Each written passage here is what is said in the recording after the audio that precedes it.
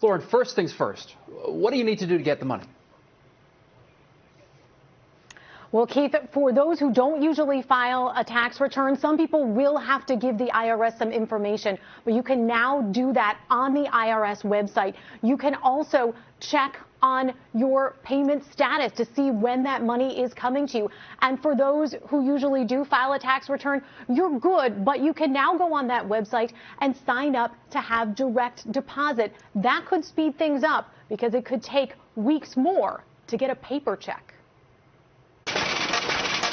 The money is on the way. Maybe it's even in your account. I just received it today. Yeah, it's through the direct deposit. Direct deposit is the fastest way to get the stimulus payments from the federal government. And if you don't already have it set up with the IRS, there's now a place on the website to put in your information. Click the Get My Payment button. First wave will be all of these direct deposits. Hopefully they will hit as quickly as possible.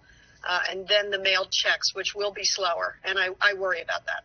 Either way you get the money, Congresswoman Madeleine Dean says it's clear this won't be enough. How long would you expect these stimulus payments to hold people? We don't know. If you and I had talked 6 or 8 weeks ago, it would have been a hard fight to get $1,200 per person. That would have seemed like a very lot of money. Now it doesn't feel that way anymore. She'd like to see more payments. I believe it should be a repeat payment at a minimum quarterly through this pandemic and this economic crisis. And it should be measured smartly against unemployment. For the money we know is coming, the IRS says it plans to send you a letter in the mail 15 days after it sends your payment as a security measure. To protect against scams, keep in mind that the IRS will not call, text, email, or contact you on social media asking for personal or bank information. If you get an inbound call asking for information, and whether it's a bank, they're saying they're the IRS, almost regardless, you should never kind of use those inbounding calls to deliver information. Jamie Hopkins is Director of Retirement Research at Carson Group.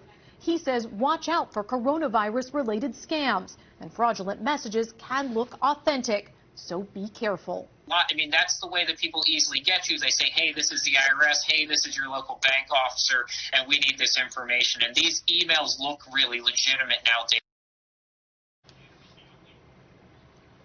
And Congresswoman Dean, who I spoke with, says not only would she like to see more payments, she would also like to see this expanded to people who will not be getting these stimulus payments at all. That includes college students who are claimed as dependents by their parents. The parents won't get any stimulus money for kids who are 17 years old and older. So these college students, there's basically no money out there for them at all.